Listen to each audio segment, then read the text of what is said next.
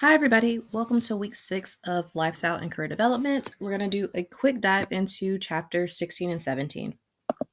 So, as we look at chapter 16 and 17, we are looking at career services for college students and then also job loss, unemployment, and job search process. So, as we dive into specifically the college student population, we typically will see them put into two different categories: the traditional student, which is somebody who's going straight from high school into college, and then also the returning student, those that might have left from high school and gone into their profession, or somebody who might have gone to college for a while and then left and is now returning back to college.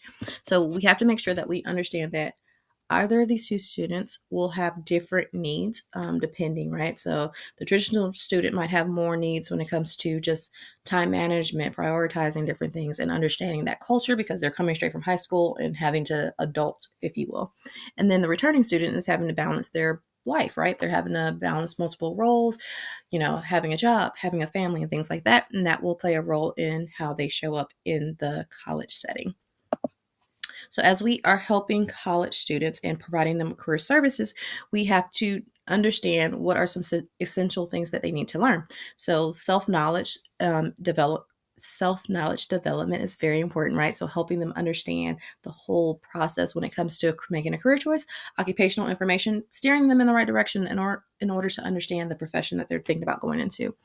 Academic program selection, so knowing which classes to take in order to align with where they see themselves going professionally.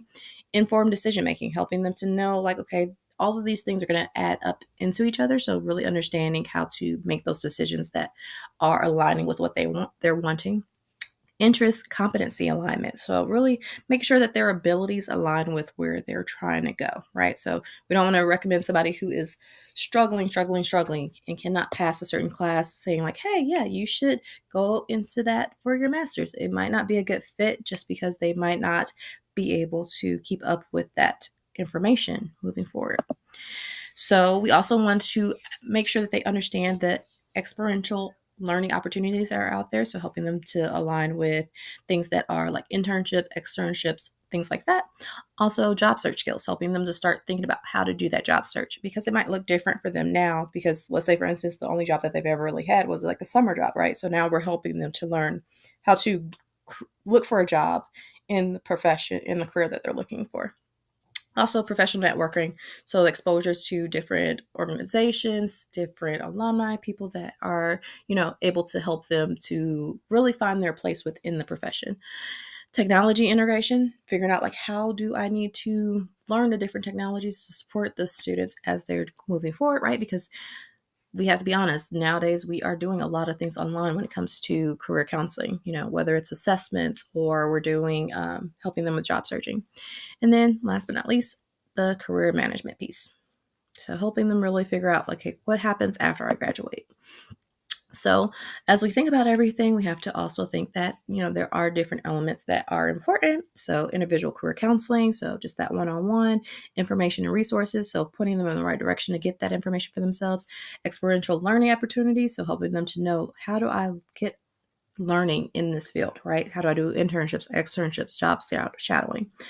Job search services, so making sure that they know where to receive help with their resume, mock interviews, and then different job search workshops.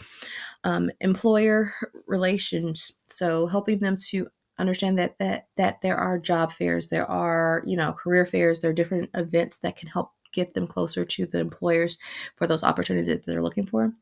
Consultation services, so helping them to connect with people that can give them more information about specific things. That could be faculty members, that could be alumni, that could be whoever is going to be that resource to kind of give them a little bit more information.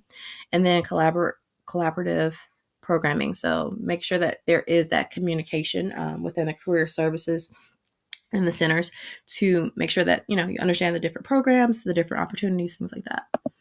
So, as we think about the next side of things in chapter 17, which is understanding job loss and unemployment. So, there are different elements that we have to be mindful of when it comes to job loss and unemployment. It does affect people emotionally, mentally, psychologically. So, we have to make sure that we're not looking at it just one sided in terms of just the financial strain or, things like that. But we also have to think about, this could be a really hard thing for someone who has this has become a part of their identity, their profession, and things like that. So our goal is to offer emotional support, make sure that we are validating and that we're allowing them that space to communicate their feelings and emotions and experiences, as well as giving them practical assistance, right? Helping them to start to think about what is my career plan from here. And then also, if we have any group programming that is an option for them, definitely aligning them with those opportunities as well.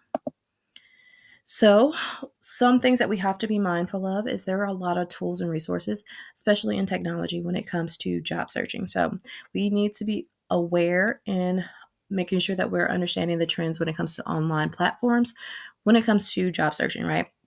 Some of the very popular ones, right? LinkedIn, we have Glassdoor, we have Indeed, but also there are industry specific job search platforms. So understanding what those look like and helping a client to be able to find those things. I will say AI has definitely made this a lot easier in order to find the different platforms and resources when it comes to helping them with job searching. Also, search tools. Knowing what search tools are going to be helpful for your specific client, right? Helping them when it comes to interviewing preparation apps, right? So there are several out there. So, for example, interview mockup. There's definitely different things that you can do in order to help a person be able to build that confidence as they're going into job searching. And then, last but not least, application management. Understanding what that looks like, right? Because it's not going to a person first nowadays. It's going through the ATS. So understanding what that is and how does that affect your clients as they're looking for that next job. So we have to know that there is a huge piece of job search that goes into personal branding. So helping clients to get that confidence in order to understand, like, yeah, I am my brand and how do I show up the best way possible as my brand. Networking strategies. So making sure that they are aware of how to connect with other people. Application materials. So knowing, does my client need a resume? Do they need a cover letter? Do they need reference sheet? Do they need a CV? So all of those things are going to be very helpful for them to know exactly how to move forward in that process. And then last but not least, interviewing skills too. So we want to make sure that they have the interviewing skills in order to be able to find and secure that job, because I feel like 9 times out of 10, if you get the interview, if you show up as your best self during that interview, typically you can get the job from there. So we have some special considerations, kind of taking us back a little bit when it comes to working with college career services. So keep in mind that there are traditional challenges that will happen for students that are fresh into school and they are on that traditional path, but also returning students will have some challenges that come into place, just like what we spoke of earlier. And last but not least, also special population students, so students that are first generation, students that are international students, veterans, and those that need additional services. So we also want to make sure that we are thinking about the process for each of our students in terms of what is the preparation to get into college. What are some transitional services as you're transitioning from high school to college, or from employment into college, or from college into employment? And then what are some post-graduation connections that are needed? So as we think about that, we have to think about the fact that there are some trends that we have to be aware of. And so being aware of any economic, social, and professional challenges that might be in place and having that information and being able to do that research is going to be helpful for our clients. So when we are doing this, we want to make sure that we understand that there are different elements. So we want to make sure that we are preparing college students for them to be able to succeed, but also job searchers and those that are, unemployed, and trying to really help them to find the next place for themselves. And last but not least, we also want to make sure that we are being mindful of professional development as well as it takes place. So that is all that I have for week 6. Quick overview of the material. I will be doing a Quizlet for the information so that you can practice for the NCE. If you have any questions, please feel free to reach out to me. And I hope this was helpful for today. Hope you have a good rest of your day.